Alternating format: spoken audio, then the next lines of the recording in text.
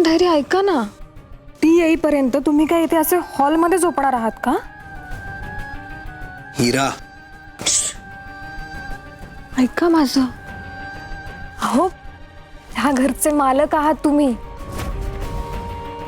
धैर्य मुजुमदार आहात आणि तुम्ही इथे असं हॉलमध्ये एकटे झोपणार नाही. मला ते अजिबात आवडणार नाहीये. तुम्ही एक काम करा, तुम्ही माझ्या खोलीत येऊन राहा. अहो, खूप जागा आहे तिकडे, म्हणजे आपण दोघं तिथे अगदी नीट झोपू शकतो एवढी जागा आहे. आणि ऐका ना, मी मस्तपैकी तेल लावून तुमची मालिश करून देते. चला. हिरा, जरा मंद आहात का हो तुम्ही? एकदा सांगितलं तरी तेच तेच तेच.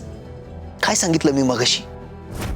जोपर्यंत सावी या घरात आहे तोपर्यंत माझ्या मागं पुढं करायचं नाही.